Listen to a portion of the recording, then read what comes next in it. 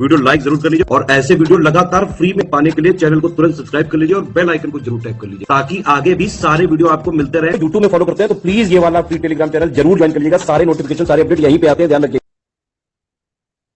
Hello everyone, welcome you all to study for civil services. मैं आयुषी मदान आपका स्वागत करती हूँ आज के हमारे करंट अफेयर्स में। जुलाई के तीसरे हफ्ते के करंट अफेयर्स को अब हम कंप्लीट करेंगे, फिर चौथा हफ्ता कंप्लीट करेंगे और इस तरीके से हमारे सारे करंट अफेयर्स जुलाई के कंप्लीट हो जाएंगे। साथ ही साथ जुलाई के पूरे महीने की करंट अफेयर्स की वीडियो भी आपके सामने आ चुकी है, उसको भी आप प्रैक्टिस कर सकते हैं। और साथ ही साथ आप सभी लोग ओनली करंट अफेयर्स चैनल को भी ज्वाइन कर सकते हैं और उस पे मेरी डेली की जो है करंट अफेयर्स की वीडियो आती है, जिसमें डेली का करंट अफेयर्स का सेक्शन आपको अपलोड किया हुआ मिल जाएगा, वो भी आप फॉलो कर सकते हैं। बाकी अगर आपको इसकी कोई भी पीडीएफ चाहिए तो आप इन दिए गए नंबर्स पे कॉल करके अपनी पीडीएफ को भी कलेक्ट कर सकते हैं। सबसे पहला आर्टिकल है हम लोगों के सामने डिफेंस न्यूज का। डिफेंस में सबसे पहला ऑपरेशन ऑपरेशन ज्यादातर न्यूज में रहते हैं या इस तरह की चीजें ही न्यूज में ज्यादा रहती हैं। तो अभी एक ऑपरेशन हुआ है जिस ऑपरेशन का नाम है operation southern ready. Southern readiness का मतलब क्या है? जल्दी से तैयारी। इसके अंदर यहाँ पर हमारी आईएनएस सुनैना, ये हमारे लिए इंपॉर्टेंट है, INS Indian naval ship Sunaina ने पार्टिसिपेट किया है। और इसमें ऐसा नहीं कि अकेले इंडिया के पार्टिसिपेट किया है, यूएसए, इटली, यूके, सेशल्स, इन सब ने भी यहाँ पर पार्टिसिपेट किया है पूरे रीजन में। और ये एक सदर्न रेडीनेस का सबका मिला जुला करके एक मैरीटाइम पार्टनरशिप होती है, जिसके तहत ये पूरा एक ऑपरेशन परफॉर्म किया जाता है ताकि हमारी जो पूरा जैसे पायरेट्स होते हैं, ठीक है, मुठभेड़ होती है या फिर किसी भी प्रकार के लोग होते हैं, उनसे बचाने के लिए अपने आप को ये बताया गया। और ये सेशल्स में जाकर विजिट किया गया था हमारी आईएनएस सुनैना। ठीक है, तो क्वेश्चन आता है कि ये जो पूरा ऑपरेशन है किसने होस्ट किया है? आंसर क्या लगाएंगे? सेशल्स। ठीक है, सेशल्स आपको पता है ना, हमारे बहुत अच्छे रिलेशंस है सेशल्स के साथ, तो ये सेशल्स को भी दिमाग में रखिएगा। ऐसे ही एक और अभी एक्सरसाइज हुई है जिसका नाम है nomadic elephant exercise. English Hindi दोनों में यही बोलेंगे। बात ये आती है कि ये कहाँ पर है? ये मंगोलिया, मंगोलिया के साथ, मंगोलिया में ही की गई, इंडिया में नहीं की गई। उलन बाटर जो जगह है, उलन बटार या उलन बाटर, ये जगह पर इसको पूरा परफॉर्म किया गया है। ठीक है भाई, इंडियन आर्मी यहाँ से रवाना हुई और जो उलन बटार में बकलो में स्कूल सेंटर है वहां पे जाकर के पूरी इस एक्सरसाइज को परफॉर्म किया गया है। तो इसको भी दिमाग में रखिएगा भाई। यहाँ पर जम्मू कश्मीर की लाइट इन्फेंट्री रेजिमेंट जो है इंडियन आर्मी की, उन्होंने इसके अंदर पूरा पार्टिसिपेट किया है। तो आपको बेसिकली इसमें इतना ही बात याद में रखनी कि ऐसे पार्टिसिपेट हुआ है, क्योंकि इन सब पे सवाल काफी सारे पूछे जाते हैं कि एक्सरसाइज कहाँ पे हुई है, इसका ऑब्जेक्टिव ऑब्जेक्टिव तो सबका एक ही है, या तो हमारा सपोर्ट हमें करना होता है इसके अंदर, ज्यादा से ज्यादा काउंटर टेररिज्म को एंड करने के लिए होता है, इसी तरीके के क्वेश्चंस होते हैं इसके ऊपर। ठीक है, सो ये आप लोगों को दिमाग में रखना है। ये डिफेंस की न्यूज थी। ऐसे ही अब हमारी और एक चीज न्यूज में आई है टीएसी के ऊपर। अब मैं आपको टीएसी पहले तो बता दूं, ट्राइबल एडवाइजरी काउंसिल कहते हैं इसको। इसका अर्थ क्या होता है? जैसे देखो, आप सभी लोग जानते हो कि आप लोगों ने सबने स्केड्यूल्स पढ़े हैं ना, अनुसूची। स्केड्यूल्स की ट्रिक पता है ना सबको, टीयर्स ऑफ ओल्ड पीएम। तो इसमें से जो ये एस है, ये एस का मीनिंग होता है स्केड्यूल्ड एरियाज, अनुसूचित एरियाज। तो ये जो स्केड्यूल्ड एरियाज है ना जितने भी, यहाँ पर जो है गवर्नर इस एरिया का अलग से एक टीएसी बना सकता है। टीएसी का अर्थ होता है ट्राइबल एडवाइजरी काउंसिल, उस एरिया के ट्राइब्स को सिक्योर करने के लिए। तो टीएसी बहुत इंपॉर्टेंट टॉपिक है टीएसी का, क्योंकि ट्राइबल एडवाइजरी काउंसिल जो है ये यूपीएससी कई बार पूछ चुकी है कि ये क्या होते हैं, इसका क्या ऑब्जेक्टिव होता है। तो भाई शेड्यूल्ड ट्राइब्स को अगर बेटरमेंट करके लेके आना है तो ये यहाँ पर बनाई जाती है। ठीक है, ये हमारे कॉन्स्टिट्यूशन के आर्टिकल 244 के क्लॉज 1 के तहत बनाई जाती है, जिसके अंदर 20 से ज्यादा मेंबर्स नहीं हो सकते। लाइक 20 हो सकते हैं। प्रेसिडेंट के कहने पर वहां का जो गवर्नर होगा वो वहां पे कॉन्स्टिट्यूट कर सकता है। किसी भी एरिया जहाँ पे शेड्यूल्ड एरिया ऑलरेडी है वहां बनाई जा सकती है। अगर मैं आपको बताऊं कि भारत के आज के समय में 10 ऐसे स्टेट्स हैं जिनको हम शेड्यूल्ड एरिया में काउंट करते हैं, और पूरी स्टेट नहीं होती है। ठीक है, पूरी स्टेट नहीं होती है इसके अंदर, ये सिर्फ उस स्टेट का एक ऐसा हिस्सा जहां पर जो पूरी जनसंख्या है वो बहुत ज्यादा पिछड़ी हुई है, वहां पे डेवलपमेंट बहुत पिछड़े हैं। तो आज के समय में आंध्र प्रदेश, झारखंड, तेलंगाना, गुजरात, मैं शॉर्ट में लिख रही हूँ, महाराष्ट्र, मध्य प्रदेश, छत्तीसगढ़, उड़ीसा, राजस्थान और हिमाचल, इन 10 स्टेट्स में बनी हुई है हमारी। ये 10 स्टेट्स हमारे 5th शेड्यूल में काउंट किए जाते हैं, जबकि जो वेस्ट बंगाल और उत्तराखंड है वो 5th शेड्यूल में नहीं आते, बट स्टिल यहाँ पर ट्राइबल एडवाइजरी काउंसिल को बनाया जा चुका है। सो गवर्नर यहाँ पे पूरा काम देखता है, और यहाँ पर जो भी उस एरिया के शेड्यूल ट्राइब्स होते हैं उनकी बेटरमेंट, एडवांसमेंट, वेलफेयर, उनके काम के लिए, उनके बढ़ावा देने के लिए वो वहां पे पूरी जिम्मेदारियों को संभालते हैं। उन्हें हम कहते हैं टीएसी। ये बहुत इंपॉर्टेंट है अपने आप में। इनमें सवाल भी बनते हैं, पूछा भी जाता है क्या अर्थ होता है, क्या इसमें क्या चीजें होती हैं, ऐसा सब कुछ पूछा जाता है। ठीक है। तो ट्राइबल एडवाइजरी अभी क्या हुआ है, अभी हाल फिलहाल में उड़ीसा की सरकार जो है उन्होंने यहाँ पर ट्राइबल एडवाइजरी को सेटअप किया है। इसे ट्राइबल आदिवासी ग्रुप काउंसिल भी कहती है। याद हो जाएगा सबको। तो बनाते किसकी डायरेक्शन पर है, बनाया जाता है प्रेसिडेंट के डायरेक्शन पर। बनाता कौन है, असल में गवर्नर बनाता है। पहली बार इसको 1950 में बनाया गया था। 20 से ज्यादा नहीं होते हैं, ये भी दिमाग में रखिएगा। आर्टिकल 244 के हिसाब से पूरा जो है इनका काम चलता है, और ये एक कॉन्स्टिट्यूशनल बॉडी है, ये संवैधानिक निकाय है। क्वेश्चन आता है कि क्या संवैधानिक है, बिल्कुल। ठीक है। तो लॉ के तहत बनाई गई है ये कॉन्स्टिट्यूशन बॉडी, आप कह सकते हैं। आर्टिकल 244(1) में इसके बारे में सारा लिखा है। वैसे तो आर्टिकल 244(1) में लिखा है कि टीएसी बनाओ। उसके बाद वाले आर्टिकल्स में 1, 2, 3, 4 वाले जो है उसमें ये लिखा है कि भाई साल में एक बार मिलना है, गवर्नर डिसाइड करेंगे, 20 मेंबर होने चाहिए, और उसमें से सिर्फ 20 मेंबर में से 1/3 मेंबर जो होंगे वो एसटी कम्युनिटी के होने कंपल्सरी, ये भी बोला है। और जिनकी रिपोर्ट होगी साल भर की तैयार करके गवर्नर के पास भिजवाई जाएगी, और गवर्नर आगे फॉरवर्ड किसको करेंगे, प्रेसिडेंट को। और प्रेसिडेंट कहाँ लेके जाएंगे, पार्लियामेंट में। कॉन्सेप्ट समझ में आ गया भाई यहाँ तक। ठीक है। चेयरमैन भी बनाया जाता है इसमें, और फिर पूरी तरीके से काम होता है। तो अब आप यहाँ पे पढ़ लो पूरा। मैंने आपको पूरा एक्सप्लेन कर दिया टॉपिक, अब आप यहाँ पे पढ़ेंगे। अभी ट्राइबल एडवाइजरी काउंसिल की मीटिंग हुई है। आपको पता है उड़ीसा के जो चीफ मिनिस्टर है नवीन पटनायक, बीजू पटनायक इनके फादर है। ठीक है। ये अभी कौन है, नवीन पटनायक। तो नवीन पटनायक का क्या है अभी, ये जो है पूरे इंडिया में second longest serving chief minister बन चुके हैं। नवीन पटनायक जो है, इनसे पहले एक ज्योति बासु थी जो कि वेस्ट बंगाल की चीफ मिनिस्टर रही हैं, वो 5 बार बनी। ठीक है। अभी जो है नवीन पटनायक वो second longest serving chief minister India में बन चुके हैं। उड़ीसा के चीफ मिनिस्टर 5 बार 2000 में बने थे, और अभी जो है ये 23 सालों से यही चीफ मिनिस्टर है। ये पहले भी हमारे भारत में स्टील और माइंस के मिनिस्टर रहे हैं, मेंबर ऑफ लोकसभा भी रहे। ठीक है भाई।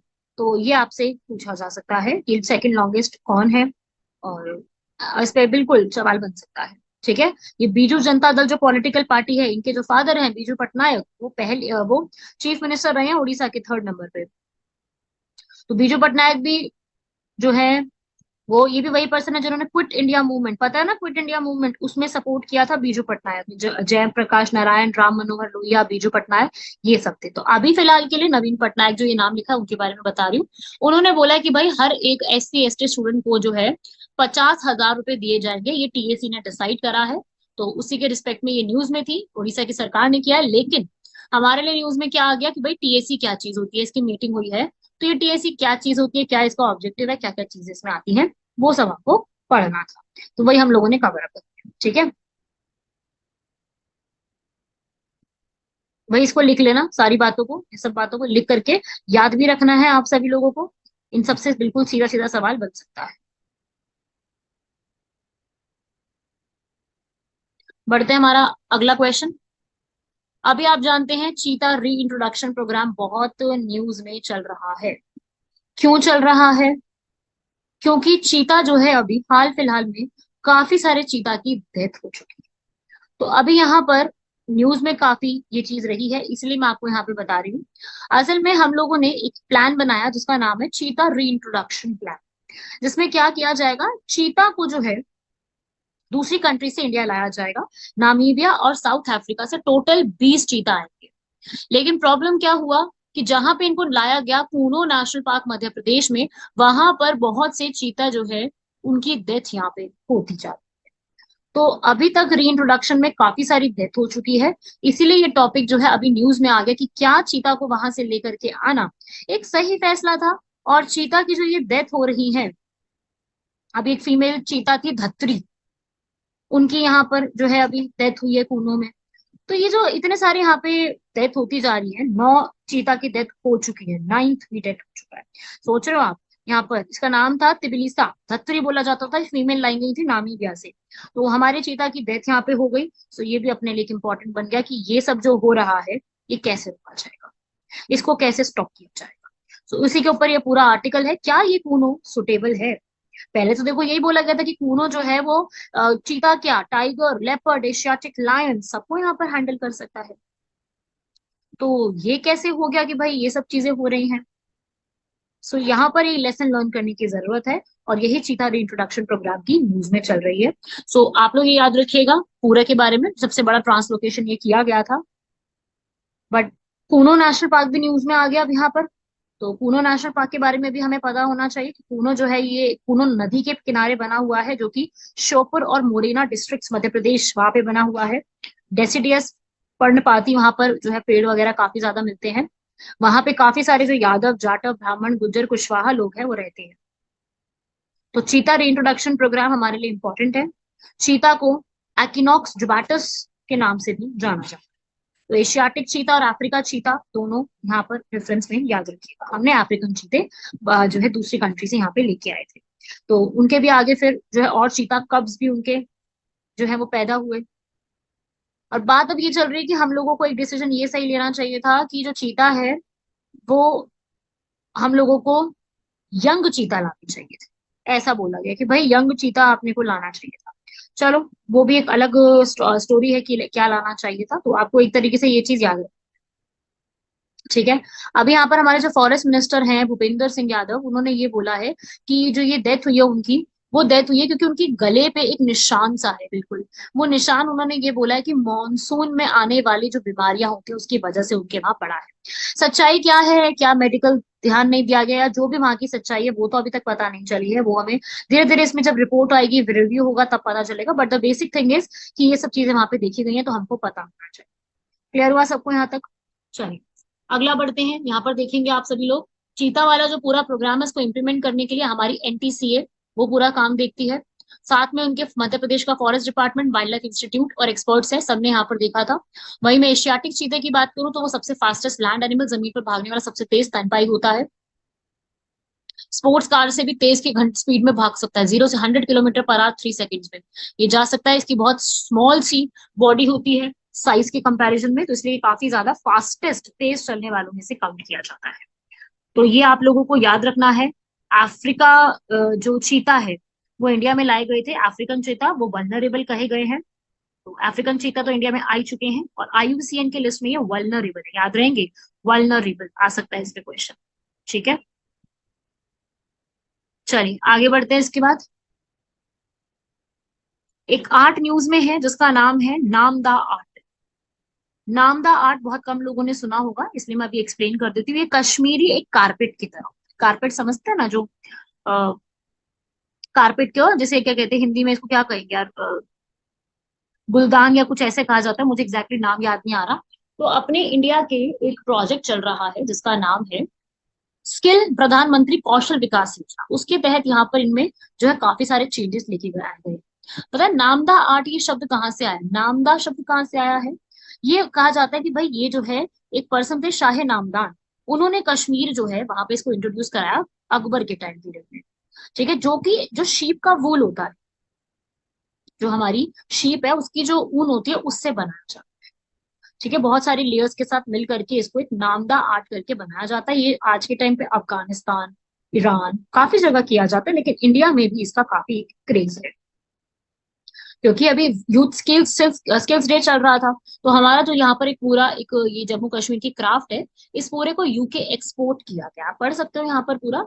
इसी ओकेजन में यूथ स्किल्स डे हमारा मनाते हैं ना हम लोग, 15 जुलाई। 15 जुलाई को स्किल्स डे मनाया जाता है, उसी में ये पूरा किया गया था। इस बार की यूथ स्किल्स डे की थीम है skilling teachers, trainers and youth, ठीक है। इसको पूरा डेवलप किया जाता है प्रधानमंत्री कौशल विकास योजना के तहत, इस पूरे को डेवलप किया गया, जिसमें कश्मीर का ये जो नामदा है काफी इंपॉर्टेंट है, ठीक है। काफी सारी आर्ट्स हैं, ऐसा नहीं कि सिंगल आर्ट, आर्ट तो देखो बहुत सारी है। आप सभी लोग जाते हैं टेराकोटा की, सेलम की, छाऊ मास्क की, चंदेरी की, बस्तर जिले की, काफी सारी आर्ट्स है, पर ये एक आर्ट आपको और ध्यान ध्यान में रखना, ठीक है। अगला यहाँ पर आता है, ये आप लोग जानते हैं कि अभी हमारे प्रधानमंत्री जो है वो विजिट करके आए थे कहाँ पर, फ्रांस में। ठीक है, अभी वो France, Japan, Papua New Guinea और यूएसए 4 विजिट पे गए हैं। तो यहाँ पर अभी जो है ये इस हफ्ते के लिए फ्रांस में विजिट करके आए थे, जहां पर उन्होंने फ्रांस का सबसे बड़ा ऑनर, लीजन ऑफ ऑनर जो है वो यहाँ पे प्रोवाइड किया गया है। तो हमसे ये पूछा जा सकता है कि किस पर्सन को ये अवार्ड जो है वो दिया गया है। ठीक है, याद रखिएगा। और वहां के जो इमामुल मैक्रोन है प्रेसिडेंट, उनसे मिले हैं। और साथ ही साथ वहां पर एक बेस्टाइल डे की परेड होनी थी, वहां पे बेस्टाइल डे की परेड में गेस्ट के रूप में भी इनवाइट किया गया था। ठीक है भाई, फ्रांस में और इंडिया की डील में काफी सारी चीजें, ट्रांजैक्शंस के ऊपर भी बात की गई है कि अब डिजिटल ट्रांजैक्शंस जो है वो काफी सारे किए जाएंगे। बहुत सारी चीजें, मतलब ऐसा नहीं है कि एक पॉइंट पर डिस्कशन हुआ है, डिस्कशन काफी सारी चीजों पे हुआ है। ये भी बताया है कि इंडियन कितने सारे लोग जो है वो फ्रांस में रहते हैं। इसे हम कहते हैं डायस्पोरा। डायस्पोरा का अर्थ होता है कोई एक कंट्री का सिटीजन दूसरी कंट्री में जाके रह रहे हैं। तो अलायंस हमारे क्रिएट किए गए हैं। दोनों ने अग्री किया कि अब से जो है हम लोग जो फ्रांस में, जो इंडियन टूरिस्ट फ्रांस में आते हैं, वो रुपए में भी अब यहाँ पर लेन देन कर सकेंगे, यूपीआई के माध्यम से इसको लेन देन किया जाएगा। तो ये काफी एक अच्छी चीज हुई। चलो, फ्रांस का हाईएस्ट ऑनर इनको मिला है, ये इंपॉर्टेंट है, इससे पूछा जा सकता है। और साथ ही साथ आपको ये पता होना चाहिए कि यहाँ पर मोदी जी के साथ, मोदी जी के साथ में ही एक और लीडर है जिनका नाम है सिंधु रेड्डी। ये एक इंपॉर्टेंट फैक्ट आपको दिमाग में रखना है। इसके अलावा एक लीडर है सिंधु रेड्डी, हेलीकॉप्टर पायलट है आईएएफ की हमारी। ये 68 मेंबर आईएएफ कॉन्टिजेंट जो परेड हुई थी वहां पे उनको लीड किया है। तो ये भी एक इंपॉर्टेंट है, लीड किया गया है। ठीक है, और साथ ही साथ इन सबके साथ जो पंजाब रेजिमेंट है उन्होंने भी बस्टाइल डे की परेड में पार्टिसिपेट किया है। भारत की आईएनएस चेन्नई जो है उन्होंने भी इसी के अंदर पूरा पार्टिसिपेट किया है, इस पूरे ऑनर। ओके, तो ये थे इंपॉर्टेंट पॉइंट्स जो कि इनकी मीटिंग के रहे हैं। और वो मीटिंग से हम लोगों से सवाल किए जा सकते हैं, क्या क्या मीटिंग के इंपॉर्टेंट मिनट्स थे। राइट, नेक्स्ट आर्टिकल, एक वायरस है अभी न्यूज में जिसका नाम है अकीरा वायरस। अकीरा एक मूवी का भी नाम है, याद है अकीरा मूवी, वो भी है, लेकिन ये अकीरा वायरस भी है जो कि आपके डेटा को मॉडिफाई कर देता है। ऐसा नहीं कि आपके इंटरनेट में घुस के कुछ कर नहीं सकता, हमारे लैपटॉप में घुस करके ये पूरे तरीके से उसको अपने आप हैक करके सारी चीजें मॉडिफाई कर देता है। आपका डेटा हटा के, आपके डेटा को स्टील करके जो है प्रिकॉशन देने की जरूरत है। विंडो और लिनक्स बेस्ड जितने भी कंप्यूटर्स है वहां पर ये बहुत जल्दी स्प्रेड करता जा रहा है। और इसमें बहुत सारी लिस्ट भी बताइए कि भाई आपको थोड़ा सा अवेयर रहना पड़ेगा, आपको कुछ भी लिंक पे क्लिक नहीं करना है। और एक अकीरा नाम से यहाँ पे बन जाएगी, अकीरा नाम याद रखिएगा। अपने अपने लैपटॉप में एंटीवायरस जो है वो हमेशा बना के रखें, ताकि कभी भी कोई ऐसा अटैक हो तो पता चल जाएगा। असल में ये जाना होने लग गया है, अगर आप कोई ईमेल से अपनी फाइल को डाउनलोड कर रहे हो तो आप देख लीजिएगा कौन सी फाइल डाउनलोड हो रही है। और अगर कोई और डाउनलोड हो गई है, गलती से फाइल कोई और हो गई है, या फिर आपसे गलती से कुछ और क्लिक हो गया है, कुछ और डाउनलोड हो गया है, तो आप उसको उसी वक्त बिना खोले डिलीट करेंगे। नाम पढ़ना है आपने अपनी फाइल को क्या लिखा, उसको डिलीट करना पड़ेगा। ओपन करोगे तो नुकसान हो जाएगा आपका खुद का। आपका जो भी पूरा ऑपरेटिंग सिस्टम है, जो भी आपका सॉफ्टवेयर है, उसको अपडेट करते रहना पड़ेगा। क्यों? क्योंकि अगर आपके में लैपटॉप में या फिर ऑपरेटिंग सिस्टम में कोई भी लूप होल हुआ तो वही लूप होल आपको नुकसान दे जाएगा। कोई भी और अनऑथराइज मीन से आपको कोई भी यहाँ पे नहीं, आपने कोई भी पॉपअप पे क्लिक नहीं करना। कोई ऐसे आते हैं ना, आपको क्रोम खोलते ही कोई पॉपअप्स आ जाते हैं, उसमें नहीं करना। और कोई भी ऐसे वायरस अटैक में कुछ भी आता है कि आपको अमाउंट पे करना होगा, ठीक हो जाएगा, ऐसा होगा, कोई भी अमाउंट पे नहीं करना, उससे सारा पर्सनल डेटा आपका स्टील हो जाएगा। और कोई भी एक्सटेंशन ऑफ द फाइल जो आपको नहीं पता उसको छोड़ दो। ठीक है, जैसे हम कई बार एनीडेक्स यूज करते हैं, है ना, एनीडेक्स का वेबसाइट हम यूज कर लेते हैं। तो ऐसी चीजों को इस्तेमाल करने से पहले बचना है, सोचना है कि हम इसको कैसे अटैक कर सकते हैं। ये न्यू रैंसम वायरस आया है और इसमें हमारी जो है वो लोगों को पासवर्ड चेंज हो जाते हैं, कुछ भी अटैक हो जाता है। ये सब चीजों से अपने आप को बचाते हुए चलना है। समझे भाई बात को? ये आप सब लोगों के लिए भी न्यूज है, बाकी एग्जाम के लिए भी है, क्योंकि अकीरा एक दिमाग में रखिएगा, ये एक वायरस के रूप में अभी निकल करके आया है, इसका नाम अकीरा वायरस रखा गया है। ठीक है भाई। और अकीरा वैसे अगर मैं बात करूं तो अकीरा जो है आपको पता ही होगा, एक मूवी भी है, सुना होगा आप लोगों ने, मूवी भी बनी हुई है इसके ऊपर। और साथ ही साथ ये कोई कैरेक्टर्स भी हैं जापानीज, या फिर कोई मूवी के कैरेक्टर्स भी है, if I am not wrong. तो चलो खैर, वो तो अपने को नहीं पढ़ना, अपने को तो ये बात पता होनी चाहिए। ठीक है, अगले आर्टिकल पे बढ़ते हैं। अगला आर्टिकल, एक नया इनिशिएटिव लॉन्च किया गया जिसका नाम है सागर संपर्क। अब देखिए भाई, ये सागर संपर्क क्या चीज है। देखो, सागर संपर्क एक, देखो नाम से समझ में तो आ गया कि सागर में किसकी बात होगी। सागर है मतलब ऑब्वियस सी बात है ओशन के लिए ही होगा। ओशन में क्या करना है, इतनी चीज तो पहले भी कर चुके हैं, अभी नया चीज क्या करने जा रहे हैं। अब आप हमेशा पढ़ते हो कुछ ना कुछ, मैं बता देती हूँ, आज ये हुआ, आज वो हुआ सागर में। तो ये आज ही नया और क्या कर दिया, इसमें इन्होंने थोड़ा डिजिटलाइजेशन और ज्यादा करा है। क्या किया है इसमें, इसमें क्या करेंगे, अलग अलग जगह पे ना एक रेफरेंस स्टेशन बना, एक रेफरेंस स्टेशन बनाएंगे, और उस रेफरेंस स्टेशन में क्या लगाएंगे, जीपीएस सिस्टम को इंस्टॉल करेंगे, ताकि उस जगह पर आपको सिग्नल करेक्ट टाइम पे पहुंच सके। अलग अलग जगह लगेंगे, पूरा जीपीएस की ज्योमेट्री तैयार की जाएगी। तो वो ग्राउंड को रिसीव करने के लिए एंटीनाज और वो पूरा सिस्टम लगाया जाएगा, ताकि कभी भी सैटेलाइट की जो सिग्नल्स हैं हमें ओशंस में हमारी शिप्स को कभी भी गलत तरीके से ना पहुंचे और एक्यूरेट हो, कोई एरर ना हो कि भाई एक अलग जगह पे है एक बहुत दूर है। तो आसपास जो है ये सारी चीजें यहाँ पे लगाई जाएंगी, उसे हम कहते हैं संपर्क। ठीक है, मैरीटाइम इंडस्ट्री के अंदर इंडिजिनसली भारत का खुद का बनाया हुआ ग्लोबल नेविगेशन सैटेलाइट सिस्टम है, जो कि हमारे सागर में जितनी भी हमारी चीजें होंगी उसमें हमें हेल्प करने वाला है। ठीक है भाई, याद हो जाएगा। चलिए, अगला, अभी नीति आयोग ने हाल फिलहाल में एक रिपोर्ट प्रिपेयर करी है। भाई नीति आयोग तो हमेशा ही न्यूज में रहती है, नीति आयोग हर हफ्ते पढ़ना ही पड़ता है अपने को। उन्होंने रिपोर्ट रिलीज करी जिसका नाम है एक्सपोर्ट प्रिपेयर्डनेस इंडेक्स, मतलब निर्यात हम किस प्रकार से कर रहे हैं। आपको पता है हम निर्यात तो करते हैं बहुत ज्यादा, पर भाई किस चीज का निर्यात कर रहे हैं और कौन सी स्टेट सबसे ज्यादा निर्यात कर रही है, वो तो हमारे देश के किसी को बताना पड़ेगा, और वो नीति आयोग ने बताया है। नीति आयोग की फुल फॉर्म क्या है, national institute for transforming India, 1 जनवरी 2015 में बनाई गई थी हमारे प्रधानमंत्री नरेंद्र मोदी द्वारा, जो कि पिछला पूरे साल का मतलब जो हमारा फाइनेंशियल ईयर 2022 गया है उसमें हम लोगों ने कितना जो है एक्सपोर्ट किया है। ठीक है भाई, वो बताता है और पूरे इंडिया के लिए बताया। जैसे इन्होंने टॉप परफॉर्मिंग के बारे में अपने को बता दिया, अपने को बताया कि भाई तमिलनाडु ने टॉप किया है इसके अंदर, तमिलनाडु को टॉप करा है, मतलब एक्सपोर्ट किया अच्छा खासा, तमिलनाडु ने एक्सपोर्ट में हर चीज में टॉप किया है। चाहे उन्होंने वो हो लेदर हो, टेक्सटाइल्स हो, ऑटोमोबाइल हो, इलेक्ट्रॉनिक गुड्स हो, सब में किया है। उसके बाद महाराष्ट्र और कर्नाटक सेकंड। वही अगर हम बात करें हिल स्टेशन की तो उत्तराखंड टॉप पे रहा है, बहुत अच्छी बात है। अगर लैंडलॉक्ड की बात करूं तो भाई हरियाणा ने टॉप किया है। लैंडलॉक्ड होता है ना जिसके आसपास पानी नहीं होता है, तो वो हरियाणा ने टॉप किया है। छोटी जगह में अगर बात करें तो भाई गोवा ने टॉप किया है। ठीक है भाई, गोवा के बाद जम्मू कश्मीर है, उसके बाद फिर दिल्ली, ये सब रहे। तो ये जो पूरा एक ट्रेंड है उसे हम कहते हैं, समझे बात को।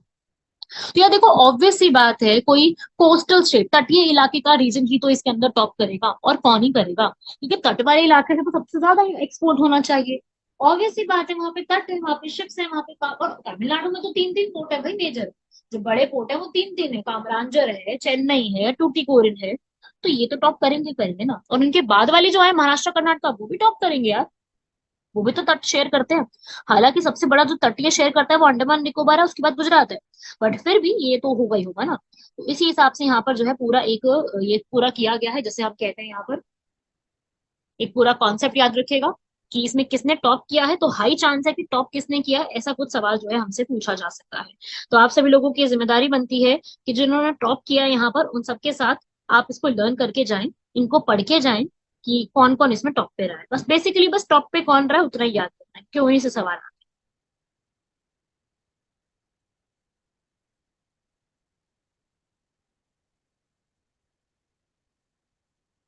अगला लास्ट आर्टिकल है हमारा, हेनले पासपोर्ट इंडेक्स। मेरे हिसाब से सभी लोग इसके बारे में जरूर सुना हुआ होगा। ये हेनले एक पासपोर्ट इंडेक्स होता है, हर साल आता है, और इस साल का भी निकाल के दे दिया गया। पासपोर्ट की रैंक देता है कि भाई अगर आप इस कंट्री के सिटीजन हो तो आपके पास वीजा फ्री घूमने की कितनी ज्यादा एक परमिशन है। तो देखो भाई, आप कितने डेस्टिनेशन में जा सकते हो, 199 पासपोर्ट्स को ये पूरा देखता है। हेनले और पार्टनर्स करके कंपनी है, वो पूरा यहाँ पे निकालती है।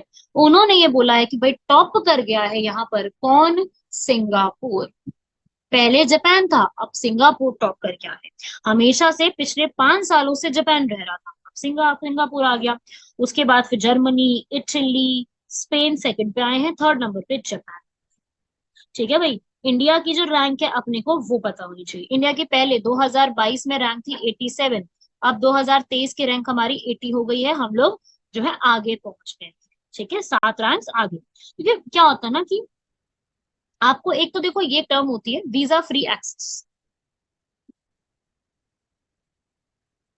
मतलब कि आपको पहले वीजा लेने की जरूरत नहीं है, आप कुछ स्पेसिफिक टाइम पीरियड के लिए वहां पे जाके रुक सकते हो। आप कुछ ऐसी जगह है जहाँ पर आपको वीजा लेने की जरूरत है, जैसे आप अपन लोगों ने जाना है मॉलडीव्स, वीजा नहीं लेना, तभी तो मॉलडीव्स में इतने लोग जाते हैं घूमने के लिए, तो वीजा नहीं लेना पड़ता अपने को मॉलडीव्स जाने के लिए, ठीक है।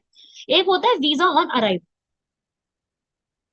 मतलब कि आप जो है